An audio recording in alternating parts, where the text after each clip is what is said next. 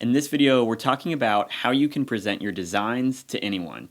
If you've ever found yourself in a situation where you know your designs are solid, but you feel like your presentations are falling flat, maybe you're not getting the feedback or engagement you need, then this is for you. Welcome back to The Real Work. I'm Luke, a UX manager, and in this series, we're tackling real problems that designers are facing in the age of AI. Each episode breaks down one problem to help you nurture and grow your design thinking. So before you jump into ChatGPT or start building out your deck, I think the two things you have to know up front for your presentation is the audience and the presentation style. Of course, there's no one-size-fits-all approach, but if you can define who you're talking to and the context, it's going to give you a lot more momentum and save you a lot of time when you're building out your notes and actually putting your story together. I think we all know that giving a presentation at its core is just storytelling. I'm not the first person to say that by any means, but knowing who you're talking to and what kind of information they will have coming into the meeting, and also knowing what they might want to walk away with, will really help you articulate your overall story before you get caught up in the technical side of your design. 90% of the time, no one's going to care about the technical side of your design and all the work you put into it. They're going to look at it, it's going to evoke some emotion or it won't, and then that's going to be their reaction. So it's our job as designers to articulate the context of this design and help them give empathy to the user. Or if they are the user you're presenting to, then you need to speak to the value that you're delivering. So to jump into some examples, let's say you're giving a live demo of a product or your prototype to a few dozen people or more. It honestly doesn't matter if it's 15 people or 400 people. Once you have a big audience, anything over that small crowd, you're going to need to get your storyline straight. So you're probably going to be under a time constraint and you're going to need to focus more and more high level. And generally when you're talking to a bigger group, you need to speak to impact and value that most people can understand without too much context. For example, you might not talk about all the design system components and all the research you put into this solution. Rather, you're going to jump right to the chase and talk about we had a 30% increase in onboarding retention, or whatever that metric is, however you can measure it and put it in simple terms. Maybe not even everyone knows what user retention is or onboarding retention is, but once they hear a 30% increase, they have a gist and a relative idea of how to measure your impact. Now, you might not always have a metric to flash around in front of your PMs or your stakeholders, and that's something we'll probably do a separate episode about because there's so much that goes into measuring the success of a design. But the point is, you want to understand who your audience is, what they care about, and how you can deliver your presentation and tie that back to that story as concisely as possible. Now let's pivot to a more intimate setting. Maybe you're a design lead or a design manager, and you're actually presenting to other designers. In this case, you can get more technical. In fact, that might actually be the best approach because they might think of a better solution, maybe use this design pattern or use this design component, or actually tying to some cleaner ways to prototype in Figma, or whatever that looks like. You don't actually have to do that much explaining. You just have to generally give the context and then jump more into the process and the solutions that you came up with. Because a lot of designers might actually jump into earlier versions you're proposing and that you threw out the window and actually lean more heavily to that because they have a better vision for that solution versus the one you are actually proposing. So now that you understand who you're talking to and the format you're going to present in, let's get a little bit more practical on how you can structure your presentation. First, you want to start with a 60-second setup. You should be able to have an elevator pitch ready for your presentation. You can answer who you are, maybe what the team or product you're working on, and then the broader project, and you want to clearly articulate the problem that you're solving. For example, I might say, hey, I'm Luke, I'm a design system manager and a design lead on XYZ, and I'm here to talk to you about how we created an onboarding chat to reduce friction when users sign in and create new documents. Now from here, you could go on to add in specific comments from your users if you have them. You can get a little bit more granular and jump into your presentation, but that should be your 30 to 60 second warm-up where you tackle who you are, where you're coming from, and the problem that you're addressing.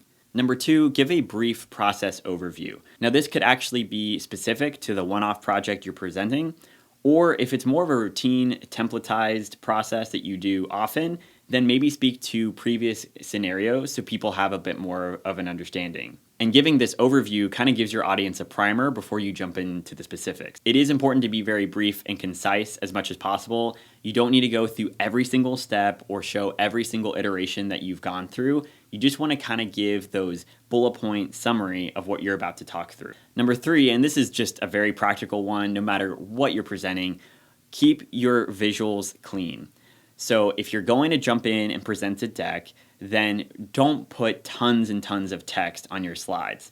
No one wants to read a book when you're presenting, and they also don't want to have to read text that's different than the words that they're listening to. Try to keep one main point or question per slide. For example, you might say why we're here, and then you just have 2 or 3 key bullet points answering that question.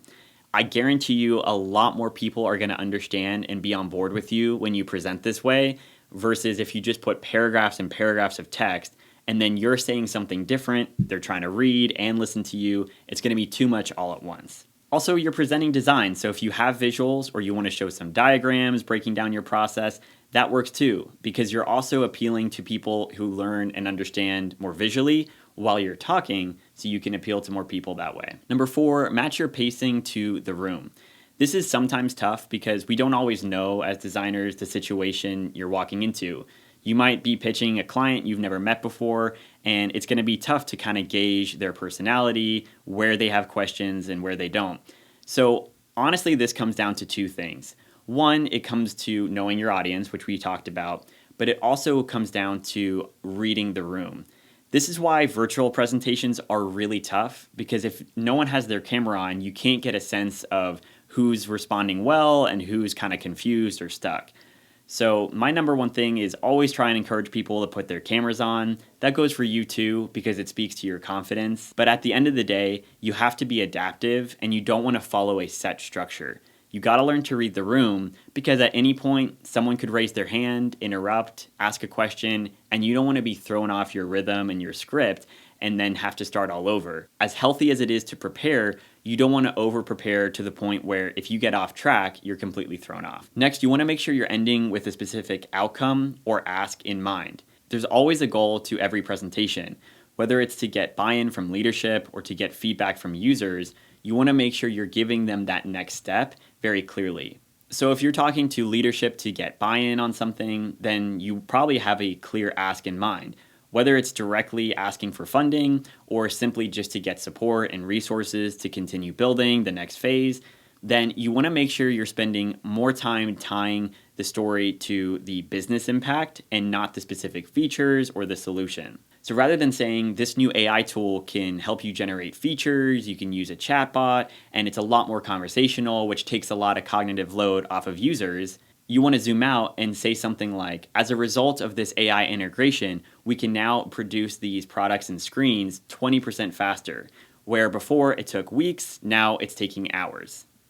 Leadership will love that sort of measurable impact, and again, you want to play to what the specific ask is. On the flip side, if you're trying to get feedback, avoid open-ended questions like, what do you think? Try and be specific and say, what would you expect if you clicked on X, Y, and Z? Or does this address the accessibility concern that you had? But we want to frame and phrase our questions in a way that's very neutral, because you never want to lead the witness, so to speak, or kind of embed your bias in a question. So if your question feels overly complex or you have to re-explain it, try simplifying and removing any potential bias. Now, I understand this might sound like a ton of work because you've already done the whole design, and now it might feel like you have to do double the amount of work just to present it. And at the end of the day, presentation and how you sell yourself and your product is a bottleneck for your success. Because if you don't know how to communicate all this, it doesn't matter how great the solution is. So everything we talked about is emphasizing the strategy and the product vision. This is where AI comes into play to help save you time at this point. So the first way I use AI is to draft the presentation deck. So once I've defined the context that we just discussed, I'll usually ask it to give me concise bullet points and outline each individual slide. This way, it's not just making something up from scratch, it's pulling from either my notes or everything I've written. Another great way is just to start typing or use the voice mode in something like ChatGPT and use your stream of consciousness to define all of this, and then let it take all of that context and articulate it for you.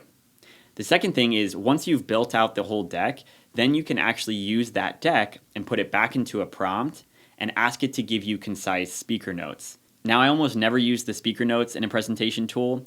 What I do instead is just ask it to give me maybe 7 to 10 key, concise bulleted notes that I can reference on a single list.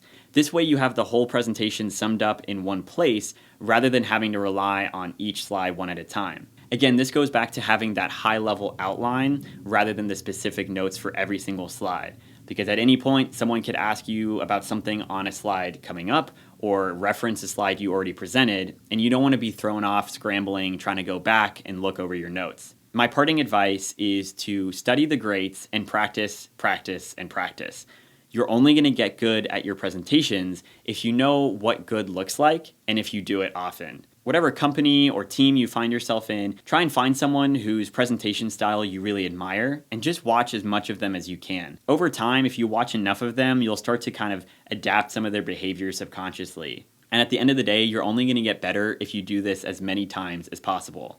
And a good way to practice is just to record yourself. I know it's painful sometimes to hear ourselves speak or watch ourselves on camera, but you'll learn so much from yourself and start to fix behavior before you have to do it live. At the end of the day, most design presentations will fail because we spend too much time showing our work and not discussing how we're solving a problem. That's been it for this episode of The Real Work. I hope it was helpful, and let me know what tips and techniques you've used to hone your presentation style. Thanks for watching, and I'll see you in the next one.